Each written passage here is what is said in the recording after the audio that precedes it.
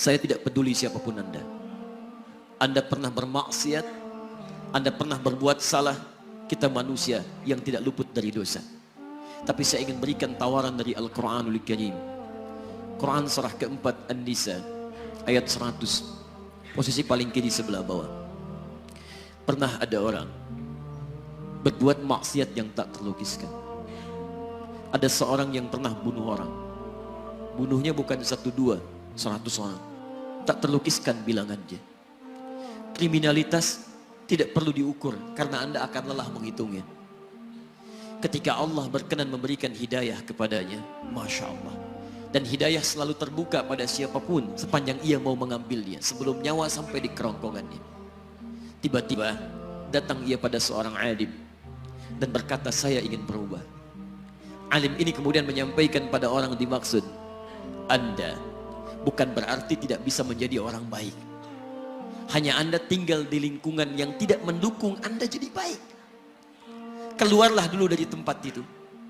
Pergilah ke majlis ilmu si fulan, tempatnya ada di sana. Datang ke sana, belajarlah, dan Allah akan bimbing Anda berubah dari keburukan menjadi orang yang terbaik. Didengarlah nasihat alim ini. Berangkatlah orang dimaksud, menempuh perjalanannya. Tiba-tiba Masya Allah, belum sampai ke tujuan, di pertengahan jalan, konon disebutkan lebih sejengkal, tiba-tiba maut datang menjemputnya.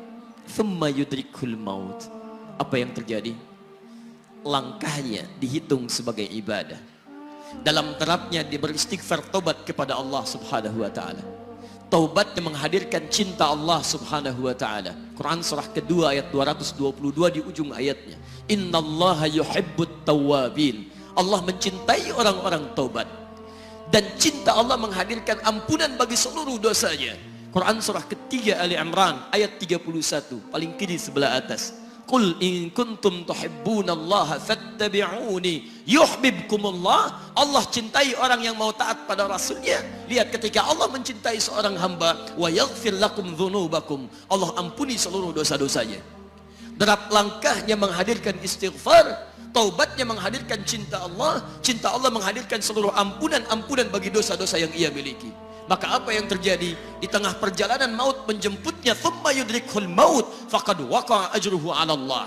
Dan pahala diberikan kepada orang tadi. Di jalan, maaf, maut datang, taubat diterima, dosa diampuni, dan amalan didapati dengan derap langkahnya.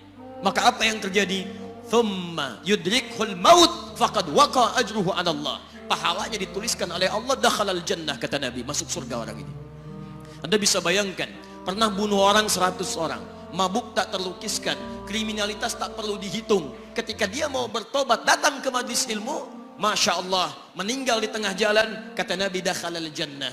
Bertobat diampuni dosanya, derap langkahnya ada pahalanya, dakhalal jannah. Turun ayat untuk melukiskan tawaran yang sama kepada kita. Wa may yuhajir fi sabilillahi yajid fil ardi muraghaman katsiran was'a. Siapapun yang mau berubah kembali pada ketentuan jalan Allah, kalau dia masih punya batas-batas kehidupan, kami akan berikan kelapangan di sisa hidupnya dan kelimpahan-limpahan kenikmatan selama dia hidup. Wa may yakhruj min baitihi muhajiran ila Allahi wa rasuli. Namun bila ada di antara mereka baru ingin berhijrah, ingin berubah jadi lebih baik dalam pandangan Allah dan Rasulnya, tiba-tiba thumma yudrikul maut, baru keluar dari tempat dia tinggal, belum sampai ke tempat dia belajar, datang maut menjemputnya. Faqad waqa'a ajruhu 'ala Allah. Kami terima semua amalnya, kami ampuni dosa-dosanya, dan kami tuliskan namanya di dalam surga.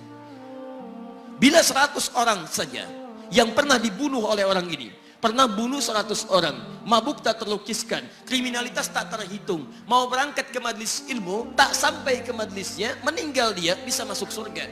Masa Anda yang tidak pernah bunuh orang? Ada yang pernah bunuh orang di sini?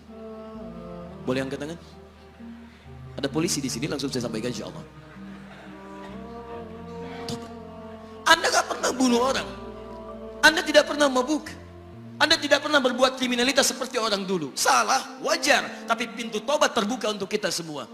Masya Allah, Bedanya dengan orang tadi belum sampai ke majelis ilmu. Anda sudah hadir di dalamnya, langsung di rumah Allah, diberikan tempat yang terbaik dan kita akan belajar. Kalau dengan semua ini belum mempermudah Anda ke surga, dengan cara apa lagi Allah mesti mengantarkan Anda ke surga? Kalau dengan duduknya Anda di sini belum mau juga bertobat, dengan cara apa lagi Allah harus membimbing Anda bertobat?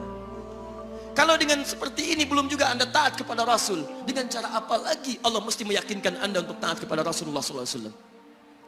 Karena itu teman-teman sekalian, mari kita pelajari ilmunya, dan dengan ilmu itu akan membimbing kita insya Allah kembali kepada Allah sampai mengajak keluarga kita ke surga insya Allah.